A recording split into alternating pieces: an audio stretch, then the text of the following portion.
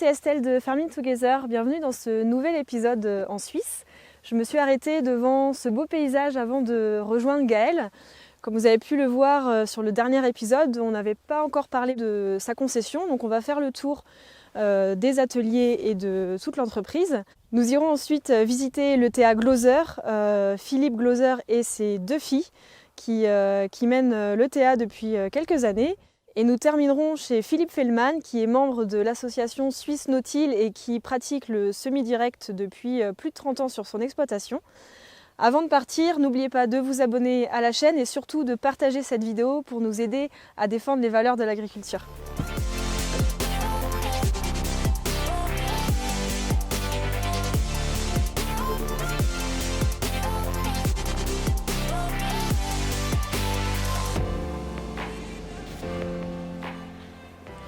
Bonjour Gaël. Bonjour Estelle.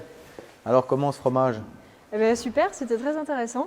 Ok, super. Alors aujourd'hui, je te propose qu'on commence par une petite visite. Alors ici, on est dans la partie magasin.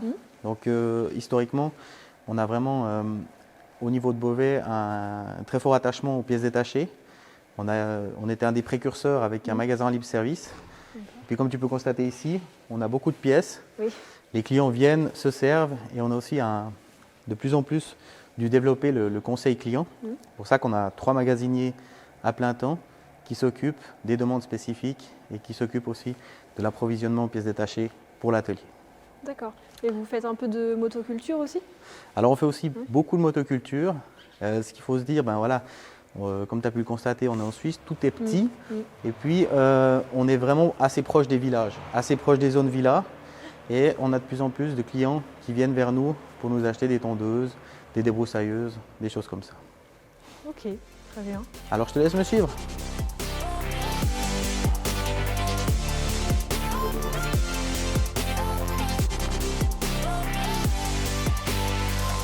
Alors nous voilà dans l'atelier principal. Donc comme tu peux le constater, on a ici des machines propres qu'on va préalablement laver avant de rentrer. Le but, c'est de pouvoir intervenir sur des circuits hydrauliques, sur des moteurs, sur des boîtes à vitesse, sans polluer le système interne avec de la poussière ou bien de la terre qui viendrait de l'extérieur. D'accord. Et la préparation aussi se passe ici. Je vois que tu as un Fenwan tout neuf. Alors tout à fait. Donc il faut savoir qu'en Suisse, il y a une grande individualisation au niveau de la demande client. Donc ici, typiquement, on a un Fenwan qui va être préparé dans nos ateliers. Et puis on a toujours des petites demandes individuelles à réaliser pour le client. Par exemple, on va fabriquer des supports de crochet spécifiques, des supports d'attelage, des supports d'écran en cabine pour les clients. Ça, c'est vrai qu'ils aiment bien que ça soit fait dans notre atelier et que ça sorte directement prêt à l'utilisation. D'accord. Et je vois que tu as rentré un Easy Drill, il y en a quelques-uns qui tournent dans le secteur? Alors, il y en a quelques-uns en Suisse. C'est vrai que c'est une longue histoire en TCSC avec Sulky au début, qui est ensuite devenu Sky.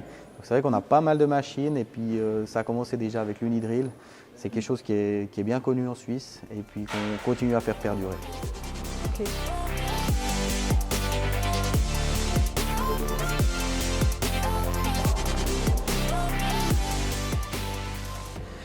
Alors nous voici ici dans l'atelier motoculture, comme vous aimez bien l'appeler en France. En Suisse, on va plutôt parler d'appareil à moteur. D'accord. Comme tu peux le constater, donc on est capable de faire des moteurs thermiques, comme aussi des appareils à batterie. C'est vrai que non seulement le robot tondeur, mais aussi tout ce qui est accu et machines électriques comme les taille-haies, les tondeuses à gazon, c'est devenu en plus en accu. Et puis ça, c'est devenu pour nous aussi un gros secteur. D'accord.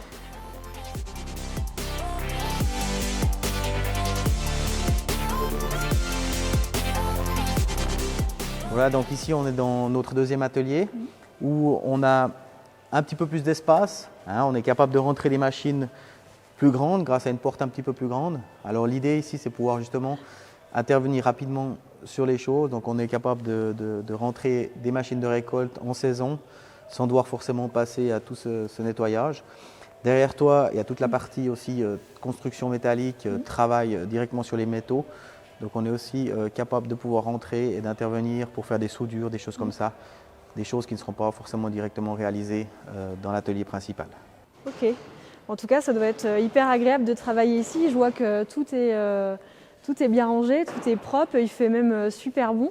Alors ouais, donc on est au mois de mars, il fait 18 degrés à l'intérieur, donc on a un chauffage au sol. Hein. Ah oui. Et puis donc pour aussi améliorer le confort des mécaniciens, on a sur les 2 ateliers, on a un palan 5 tonnes. Ça facilite la manutention quand il faut démonter des cabines, des gros éléments. Voilà.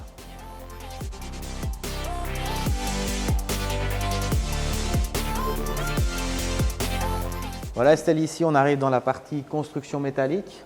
Tu peux constater, on a beaucoup d'acier en stock. Mmh. Alors c'est un petit peu une particularité de notre métier aussi, c'est que on va apprendre aux gens, et puis surtout nous, on va le développer cette compétence de pouvoir fabriquer des pièces et pouvoir dépanner en fait les clients assez rapidement, sans devoir attendre sur quelconque fourniture dont on ne sait pas où. Alors il faut savoir qu'au niveau de la partie apprenti aussi, c'est travailler. Donc comme je t'ai dit, on a 3 apprentis et sur les 4 ans d'apprentissage qu'ils font, les 2 premières années sont consacrées uniquement à tout ce qui est travail des métaux. Donc on va faire de la soudure. Tu peux constater même qu'on a aussi un tour derrière. Ouais. Donc ils apprennent aussi à tourner. Alors on ne va pas aller dans la mécanique de précision, hein. On parle plutôt de pouvoir se débrouiller. Mais c'est vraiment très important pour nous de pouvoir faire ça. Alors même ici, c'est super propre. Vous avez nettoyé avant que j'arrive ou c'est toujours comme ça? Alors c'est sympa de le remarquer, je te remercie. Donc c'est vrai qu'on a ici un outil de travail qui date de 2018, donc qui n'est pas très vieux. Mais on va essayer de le préserver au mieux en le nettoyant et puis en l'entretenant à 100%. Je dirais même que c'est aussi un respect pour tout le monde parce que c'est vrai que quand on commence un travail, si la place est propre, c'est beaucoup plus agréable que si on doit tout ranger avant de commencer. Voilà. C'est aussi un respect entre collègues et puis on essaie de maintenir cette discipline à l'interne. Bah, en tout cas, bravo. Merci beaucoup. Ce que je te propose maintenant, c'est qu'on va aller dehors. J'ai encore un dernier truc à te montrer. Ok, ça marche.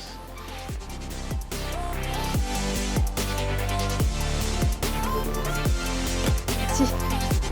De rien. Donc voilà, ici Estelle, une place de lavage. Hein, a priori tout ce qu'il y a de traditionnel. Ouais. La petite particularité ici, c'est que toutes les eaux sont traitées avant leur envoi dans la steppe. Donc on a une steppe ici personnellement pour Beauvais qui est derrière et qui nous traite les eaux usées de lavage. C'est la norme chez nous. Et en plus, peut-être tu as constaté avec les vues de drone, mais sur le bâtiment, donc on a des panneaux solaires. Donc on essaye de faire notre petit pas pour cet environnement à notre échelle naturellement. Ben, merci Gaël en tout cas pour toutes les explications et d'avoir pris le temps de faire le tour de la concession. Donc, tu m'avais parlé qu'on allait voir une ETA aujourd'hui. Je t'envoie son numéro et je te laisse voir la suite avec lui. Ok, et ben c'est parfait. Super. À plus tard. À plus tard.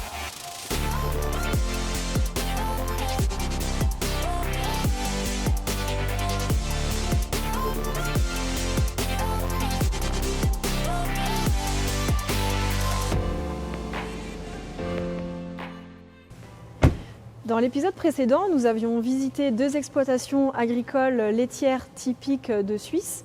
Aujourd'hui, je vous propose de rencontrer Philippe, qui est entrepreneur de travaux agricoles dans le Nord vaudois. Bonjour Philippe. Bonjour Estelle. Tu vas bien? Bien ou bien toi? Oui, ça va, merci. Alors, est-ce que tu peux nous parler un petit peu de ton entreprise? Alors, je vous souhaite la bienvenue dans la commune d'Epindes, qui est un petit village situé dans le Nord vaudois. C'est la plaine de l'Orbe. Bon, je suis agriculteur à la base. Ok. Et puis en 1998, j'ai commencé à faire des travaux portières. Bon, on a commencé un petit peu avec du matériel, du petit matériel, du matériel d'occasion, puis on a évolué au fur et à mesure des années. D'accord, donc tu as réussi à développer une Voilà. clientèle au fur et à mesure. Tout à fait. Dans le secteur, c'est beaucoup d'exploitations laitières C'est mixte là. mixtes? Ouais. Comme nos villages, il reste sur 5 agriculteurs, il ne reste plus qu'une exploitation laitière là. Ah oui, d'accord. Autrement, c'est tout des grandes cultures. D'accord, donc au niveau de tes activités sur l'ETA, tu fais du... On fait du semis à la récolte. On fait tout ce qui est préparation de sol, les semis de printemps, semis d'automne. Après, on fait les ensilages, les épendages de lisier. On fait aussi des transports, du pressage, l'arrachage de betteraves. On a vraiment toute la gamme, disons. Tu as investi dans un Progress multi-trémies, si je ne me trompe pas. Alors pourquoi avoir choisi justement les différentes trémies? Alors, 2020, là, quand on s'est un petit peu penché là-dessus, il y a un petit peu de demande à présent pour des cultures associées. Et puis, c'était la simplicité de l'appareil, disons. Éviter de faire deux passés. Ouais. Voilà. Tu as déjà fait des essais avec, en culture associée? Oui, Ouais. oui, c'est des très bons essais même. Du colza avec des plants de campagne, ça marche bien. On a fait 2-3 essais avec les engrais aussi. Semer un engrais starter en même temps. Là. Dans la ligne de semis. Dans la ligne de semis, ça marche très bien aussi. Ok. Ouais. Mais un colza, on voit bien la différence, alors c'est impressionnant. Au démarrage Au surtout, démarrage, ouais. ouais. Pour l'avenir de l'entreprise, vous savez déjà vers où vous allez? Alors, j'ai mes 2 filles qui sont avec moi. J'espère qu'elles reprennent le flambeau, qu'on puisse continuer perpétuer ça. Après, l'avenir nous le dira. On a des votations là, le 13 juin qui vont aussi pas mal influencer l'avenir de l'agriculture, de toute façon. Avec ça, si cette votation ne viendrait à pas passer, il y a beaucoup de choses qui vont changer. Ça consiste en quoi cette votation? Alors, c'est pour supprimer tout ce qui est pesticides, tout ce qui est fongicides, insecticides, toute la gamme de phytodes. Ça serait une agriculture biologique. Ça s'appelle l'eau propre.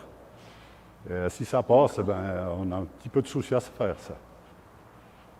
Parce que je ne sais pas ce que le peuple va manger par la suite. Si on nous supprime tout, ça va être très compliqué. D'accord, et donc d'où l'importance d'expliquer aux consommateurs ce qui se passe exactement dans l'agriculture. Parce que on n'est pas là que pour faire la décoration de paysage, on doit aussi subvenir aux besoins du consommateur, mais il faut qu'il se rende à l'évidence que ça ne va pas se faire en restant les mains dans les poches. Les céréales, on doit les nourrir, c'est comme nous quand on est malade, on doit se soigner. Voilà. Alors, Estelle, je te propose de faire un petit tour là, de l'atelier. Ouais, ok,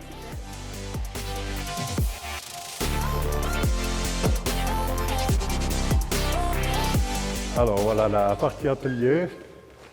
C'est chauffé. C'est typique en Suisse, ça, d'avoir des bâtiments aussi bien entretenus et aussi... Oui, c'est un peu une maniaquerie suisse, tout ça. Ah ouais, c'est chouette, ça doit être agréable en tout cas de travailler dans des conditions comme ça, quoi. Oui, bon, on a toujours du plaisir à travailler dans des conditions propres, c'est comme avec le matériel. Voilà, donc c'est ici que vous faites toute la révision des machines alors? Toutes les machines passent là pour être révisées, oui. D'accord, et donc vous faites tout vous-même en termes de tout ce qui est mécanique, entre dans nos cordes, on le fait nous-mêmes, oui. D'accord. Après, que ça vient de l'électronique ou plus délicat, Ouais. là, on s'aventure moins. Oui. Tous les automoteurs rentrent dans ce bâtiment-là? Oui, tout rentre là, oui. Pour chaque préparation, chaque départ, tout passe là. Une S680, une T670 et une T660. Et puis au niveau, la S, elle fait les maïs en plus de la céréale. Et puis la T660 fait les tournesols aussi. D'accord. Et alors vous êtes combien de personnes dans l'entreprise? Alors on est 5 à plein temps. Et puis après, j'ai des chauffeurs temporaires qui viennent à la demande. Ça dépend des travaux. Ok, dans les périodes de moisson? Moisson, les ensilages, voilà. Ouais. Alors, je vais faire venir mes filles pour vous en dire un petit peu plus à ce sujet. Ok.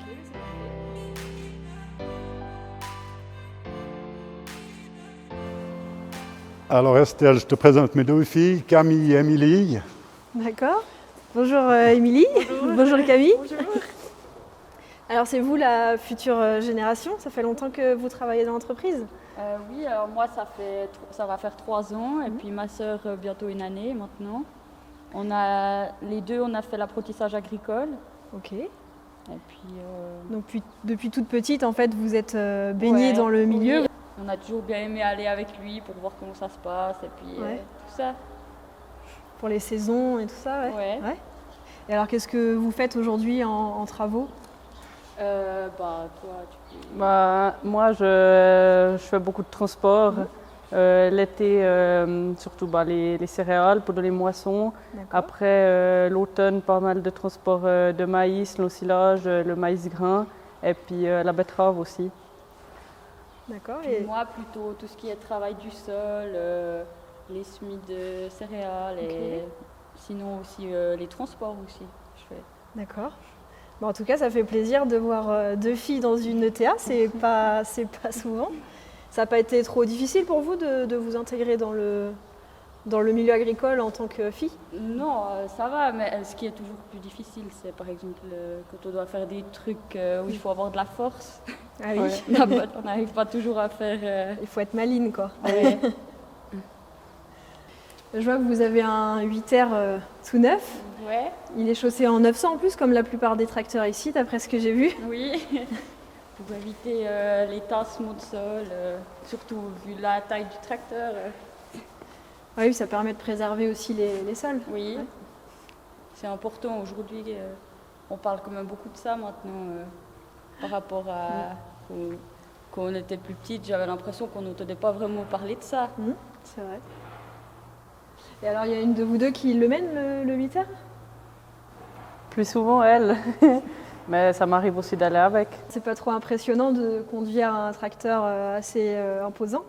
Bah oui, quand même, mais après, c'est aussi plus impressionnant pour les autres qui nous croisent parce que vu qu'on est assez petite, ils disent qu'on nous voit pas dépasser du vélo dans ce gros tracteur.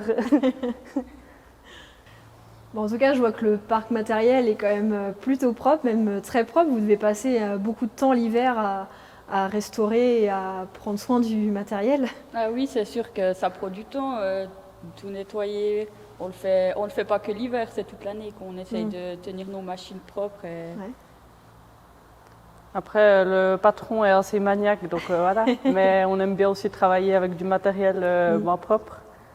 C'est toujours, ça fait toujours plaisir. Bien sûr. C'est agréable pour travailler. Oui.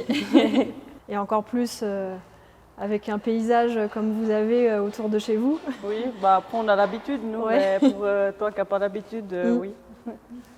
Bon, ben on va aller retrouver mon papa qui est dans l'atelier. Ok, ça marche.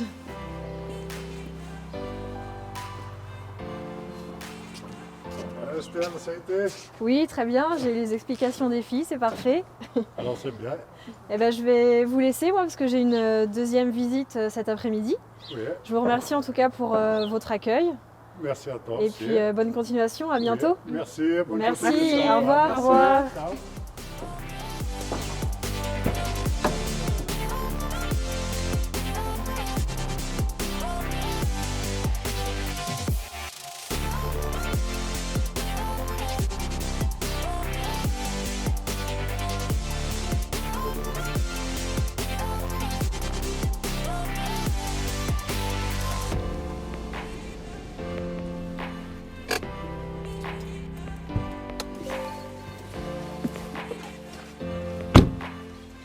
J'arrive ici dans le nord de la Suisse, dans la partie suisse allemande. Nous allons rencontrer Philippe Fellmann qui est en polyculture élevage et qui est membre de l'association Suisse Nautile. Donc ça fait 30 ans qu'il est en semi-direct, il a plein de choses à nous apprendre.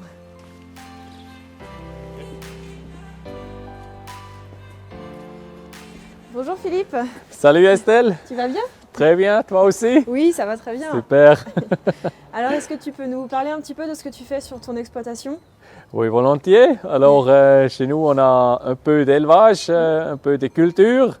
On a de l'élevage laitier, on a production laitière avec une vingtaine de vaches et puis on est associé avec un copain qui a aussi 20 vaches. Alors ensemble, on a entre 40 et 50 vaches. Et puis on a aussi un peu des animaux d'engraissement, Ouais. alors des vaches allaitantes. Et ici, sur la ferme, on a vraiment des chenilles pour le lait après et aussi pour des vaches allaitantes. C'est l'ancienne écurie ici, au milieu du village. Et puis, oui, ici on produit aussi de l'huile de colza, de tournesol. Et on a un peu les machines, on fait les services ici, tout ça. D'accord. Et alors l'huile de tournesol, vous la vendez ensuite en direct? Exactement, on a beaucoup de fermes qui sont des petits magasins ici et dans la région. Et puis eux, ils aiment beaucoup notre huile. Et puis on vend par eux, oui. Ouais. Ça permet de valoriser en fait Exactement, c'est une valorisation ici sur la ferme et puis oui, ça nous plaît. Et alors sur la partie culture, qu'est-ce que tu fais exactement? Alors, partie culture, on fait des betteraves sucrières, on fait aussi du blé, de l'épeautre, un peu d'orge. L'orge et le blé, c'est pour des semences. Et puis après, on a du colza pour l'huile. Et on a un petit peu de tournesol, du maïs pour les vaches, des prairies temporaires pour les vaches. Et puis ici en Suisse, on a plus ou moins 7% de la surface agricole utile qu'on fait aussi des travaux pour les natures. On a des prairies naturelles. C'est aussi une partie de notre ferme. Et donc tu es en semi-direct depuis longtemps, tu es membre d'une association aussi? Oui, exactement. C'est mon père qui a déjà commencé il y a presque 30 ans avec le semi-direct. Et puis moi, j'avais la chance de participer chez Swiss Nautil. C'est une organisation de tous les paysans en Suisse allemand et Suisse romand qui travaillent avec le semi-direct, qui ne travaillent plus le sol. Et puis ça, c'est une organisation qui est super pour nous comme paysans parce qu'on peut parler ensemble des mêmes problèmes, on peut continuer et puis évaluer les systèmes qui fonctionnent pas, toutes des nouvelles idées et ça, c'est très intéressant. Et alors même les betteraves, tu les fais aussi en direct, tu me disais? Exactement. Si on arrive super bien en été avec la récolte du céréal, on a la chance d'implanter un super couvert avec beaucoup d'espèces. Comme ça, le couvert végétal, il nous travaille le sol. Et puis, en printemps, on peut planter les betteraves en direct. Et puis, le sol, il est préparé à part le couvert végétal. Et on peut presque mettre des pommes de terre dedans sans travail du sol. Ouais. Alors, est-ce que tu peux expliquer comment tu fais? Tu me parlais par rapport à la récolte, le fait de ne pas tasser les sols aussi lors de la récolte des betteraves? Oui. Chez nous, on a la chance d'avoir des terrains qui sont déjà très longtemps en semi-direct. Comme ça, on a une super portance, même pour les machines de récolte. Par exemple, la batteuse, c'est mieux qu'elle a 15 tonnes que 25, c'est sûr, mais bon, on va aussi avec le temps. On a aussi une batteuse assez grande, mais c'est important qu'on ne tasse pas le sol, qu'on a une structure qu'elle est depuis longtemps pas travaillée, mais qui s'est fait pendant le temps. Et puis, on sort aussi de pression des pneus. Comme ça, on ne roule jamais plus que 0,8 de pression dans les pneus. Et comme ça, on a la chance de garder notre sol comme il est. Et puis après, on va implanter directement un couvert végétal.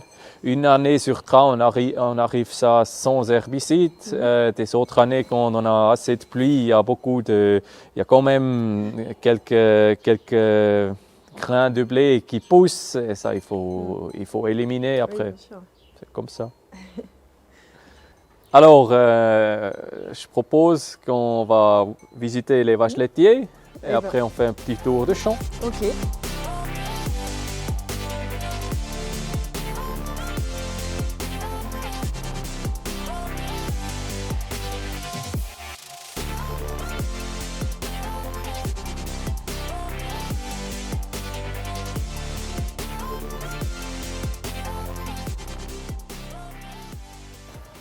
Alors, voilà, ici, on est chez les vaches laitiers. C'est quand même une partie importante sur notre ferme. Nous, on a une vingtaine de vaches. Notre collègue Christian, il a aussi une vingtaine. Et ensemble, on fait l'écurie. Comme ça, on a un peu des week-ends libres. Et puis, on peut vraiment travailler à deux pendant la saison. Ça nous donne un peu de liberté. Bah oui, bien sûr. Et alors, en système de traite, vous avez un robot? Oui, exactement. Ici, on a un robot de traite de Boumatic. Puis, oui, ça marche pas mal. c'est autre chose qu'avant. Des fois, ça tourne super bien. Des fois, on a quand même un peu des téléphones de lui, mais bon, c'est comme ça. Et puis, les vaches laitiers, on a des Red Holstein et des Holstein. En printemps, été, automne, on est quand même pas mal, beaucoup sur la prairie dehors avec les vaches. Et puis, parce que les prairies sont autour de la ferme ici, on a la chance d'y aller avec. Et puis, qu'ils vont chercher leur fourrage eux-mêmes. Donc, je vois que vous stockez les bottes à l'étage. C'est en France, en tout cas, où on ne connaît pas ça. Il y a beaucoup de fermes comme ça en Suisse? Oui, en Suisse, c'est assez typique comme ça, qu'on stocke en eau. Parce qu'on est pas mal petit, on est coincé des villages, tout ça. On a beaucoup de gens ici qui habitent ici, on n'a pas beaucoup de place. C'est pour ça qu'on construit en hauteur et puis on met les vaches, les bottes. C'est comme ça en Suisse, plus ou moins, oui. Alors maintenant, on a vu un peu les animaux, l'élevage. Je pense qu'on va visiter les cultures. Eh bien, volontiers. Super.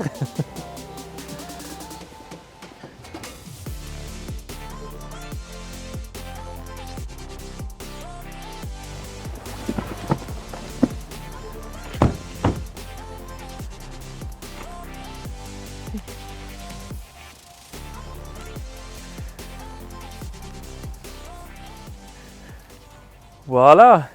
Alors ici, on est dans un champ d'orge. L'année passée, c'était du maïs en silage. Et puis, on a semé de l'orge avec les hydrilles, avec fertilisation localisée, du DHP de 100 kg à l'hectare. Et puis, voilà, oui. Maintenant, il a été semé en direct aussi? Il était semé en direct, oui. On a broyé la paille de maïs, le reste. Et puis voilà. Après le semis ou avant le semis? Avant le semis. Avant le semis, d'accord. Et puis maintenant, il se présente pas mal, je trouve. On a donné du lisier aussi, des vaches, et puis l'apport d'engrais, encore un peu de nitrate d'ammoniac, et puis c'est tout. D'accord. Et alors après la récolte, tu comptes mettre un mélange de couverts? Oui, je pense qu'on va mettre un mélange de couverts. On n'est pas encore absolument sûr. On a aussi besoin encore des prairies temporaires. Peut-être c'est aussi ici parce que comme ça on peut semer plus tôt les prairies. On verra bien. D'accord. Alors maintenant on va encore voir le colza. Ok, c'est parfait.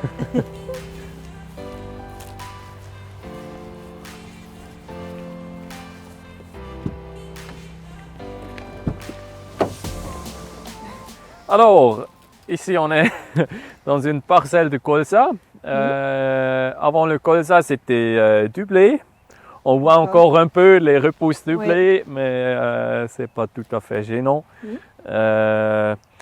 Ici, on a semé à l'isidril.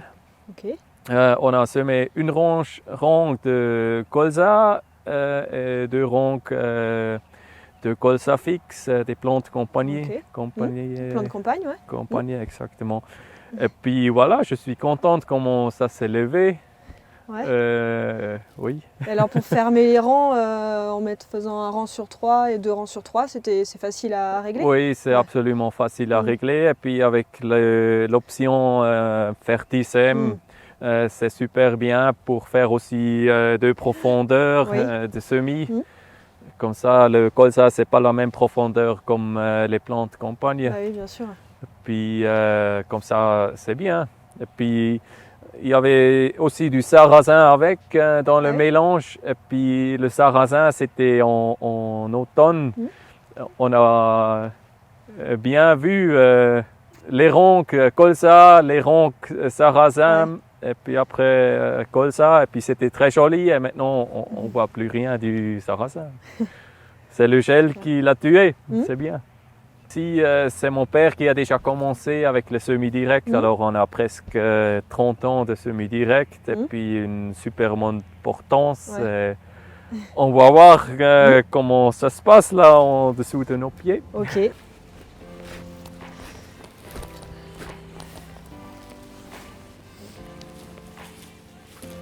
Voilà.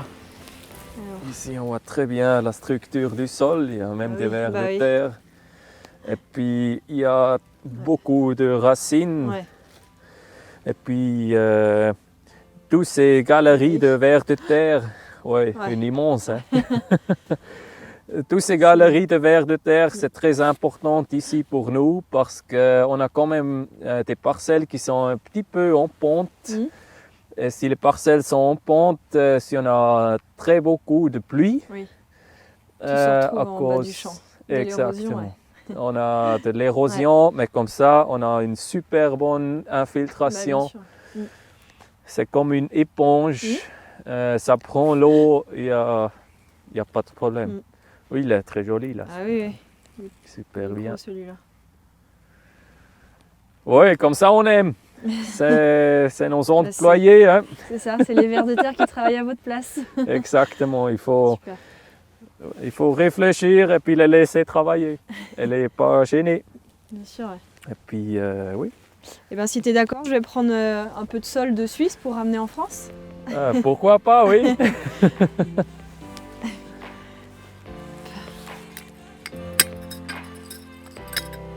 Une belle galerie. Ouais. Bon, je vais essayer de te laisser les vers de terre ici.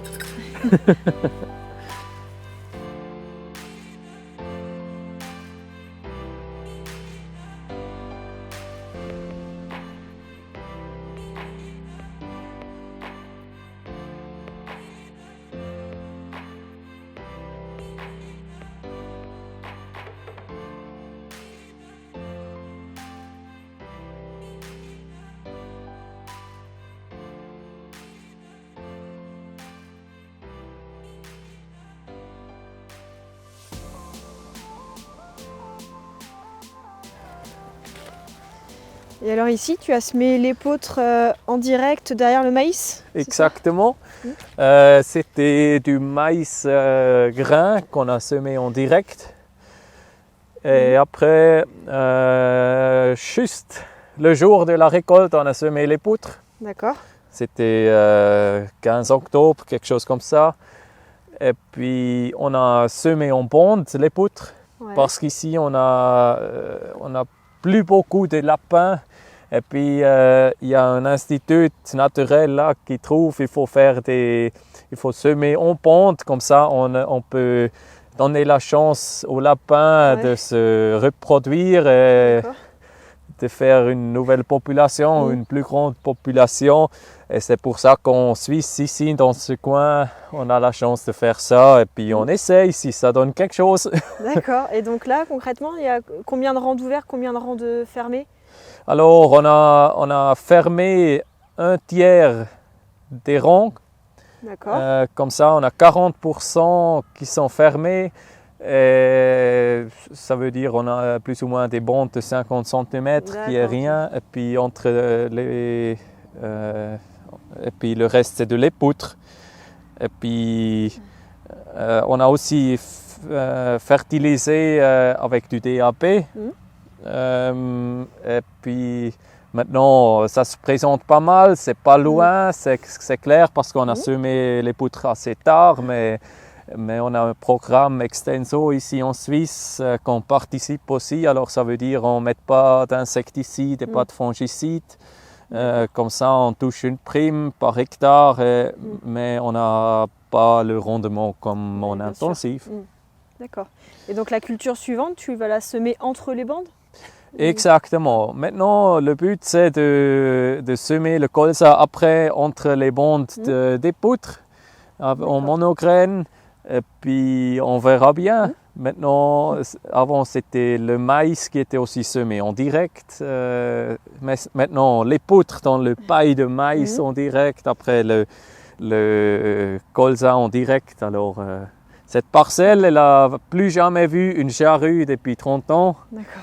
Et puis même le déchômage, on a fait la dernière fois il y a 10 ans, alors c'est absolument semi-direct. Bah, bravo en tout cas. Merci.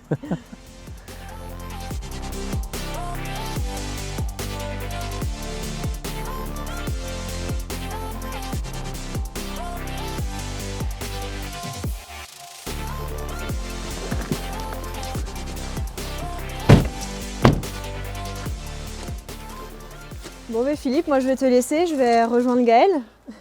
Merci beaucoup pour ton visite. Et Bah. puis, prochain rendez-vous chez Swiss Nautil à Witzwil, le congrès mondial de Swiss Nautil de semi-direct. On a beaucoup d'essais. Venez le voir si Eh on peut. Et puis, c'est le 26 juin, ce rendez-vous. D'accord, bah, ce sera avec plaisir. Merci en tout cas pour toutes tes explications et puis la visite. Et puis bonne continuation, à bientôt. Merci beaucoup, à Merci. bientôt, bonne route.